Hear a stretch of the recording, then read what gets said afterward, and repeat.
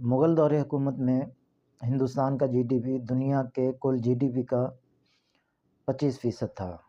G D P یعنی grass domestic product یا production کہ کسی ملک کی ایک مخصوص دورانیے میں پیداوار کتنی تھی، صنعت سے، زراعت سے، دوسرے ذرائع سے کتنی پیداوار تھی اور اس پر کتنا نفع اس نے حاصل کیا۔ یہ آج کل سالانہ بنیادوں پر اس کو پیمائش کی جاتی ہے اس کی۔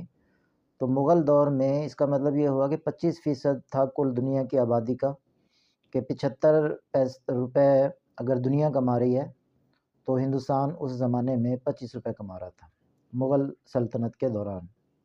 اس پر کچھ لوگوں نے کہا کہ یہ کون سی بڑی بات تھی، ہندوستان کی آبادی بھی تو اس وقت دنیا کی آبادی کا 25% تھی، تو یہ آبادی کے تناسب سے ایک معمولی خام ملکی پیداوار تھی، جی ڈی پی تھا، کوئی غیر معمولی نہ تھا۔ لیکن مغلوں کے اس پیداواری صلاحیت پر تبصرہ کرتے ہوئے ان لوگوں نے 2 بڑی غلطیاں کی ہیں۔ نمبر 1، پہلی غلطی تو یہ کی کہ دنیا کی 25% آبادی کو ایک جھنڈے تلے جمع رکھنا اور ایک ملک کے تحت ان کو منظم رکھنا، یہ بذات خود ایک بڑی کامیابی ہے۔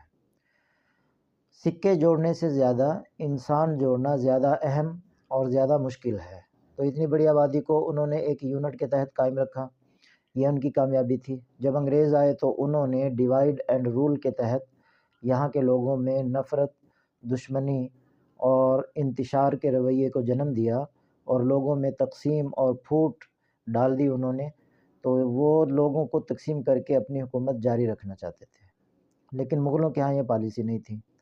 اور دوسرا نقصان یہ ہوا کہ جو مغل زمانے کے اندر جو جی ڈی پی 25% تھا، وہ جب انگریزوں نے بھارت چھوڑا تو اس وقت 4% تھا۔